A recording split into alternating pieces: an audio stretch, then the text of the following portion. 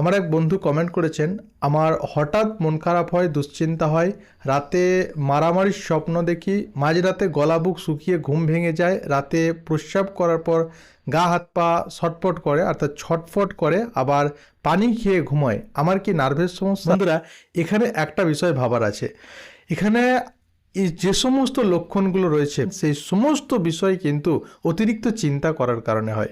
আপনি যদি অতিরিক্ত মাত্রায় কোনো বিষয় নিয়ে চিন্তা করতে থাকেন তাহলে সেটা আপনার ব্রেনের চাপের কারণ হয়ে দাঁড়াবে। আর যখনই ব্রেনের চাপের কারণ হয়ে দাঁড়াবে তখনই কিন্তু ব্রেনের মধ্যে যে নার্ভগুলো রয়েছে, কারণ আমাদের ব্রেন এবং স্পাইনাল কর্ডকে নিয়ে আমাদের সেন্ট্রাল নার্ভাস সিস্টেম, কারণ এখানে মেন যে নার্ভাস সিস্টেমের ফাংশন সেটা কিন্তু হয়ে থাকে। কোনো বিষয় নিয়ে অতিরিক্ত মাত্রায় চিন্তা করবেন তখন চিন্তার কারণে কিন্তু আপনার নার্ভের সমস্যা চলে আসবে। আরেকটা কথা এখানে বলেছেন, আমার হঠাৎ মন খারাপ হয়, দুশ্চিন্তা হয়, মাঝরাতে স্বপ্ন দেখি। আবার এই বিষয়টা আপনাকে মনে রাখতে হবে, কোনো বিষয় নিয়ে আপনি যদি ভাবেন তাহলে সেই জিনিসটা কিন্তু অটোমেটিক্যালি আপনার স্বপ্নের মধ্যে চলে আসবে।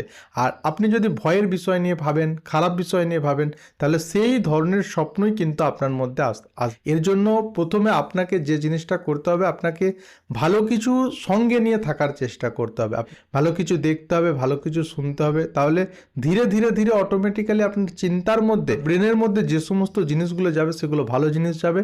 আর তখনই কিন্তু আপনার চিন্তা ভাবনার মধ্যে পরিবর্তন আসবে এবং ধীরে ধীরে ধীরে আপনার এই সমস্ত সমস্যা ঠিক হয়ে যাবে। আরেকটা জিনিস আপনাকে জানতে হবে, আপনি যখন রাত্রিরে শুতে যাবেন, শোয়ার পর যখন আপনার ঘুম না আসবে তখন কিন্তু অটোমেটিক্যালি চিন্তা আপনার মধ্যে চলে আসবে। আর চিন্তা যখনই আসবে আপনার ঘুম আসবে না, তখন ঘন ঘন প্রস্রাব পাওয়ার মতো সমস্যা দেখা যায়। এই সমস্ত লক্ষণ নার্ভের সমস্যার লক্ষণ, কিন্তু এগুলো হচ্ছে মানেই যে আপনি নার্ভের রোগী হয়ে গেছেন তা কিন্তু নয়।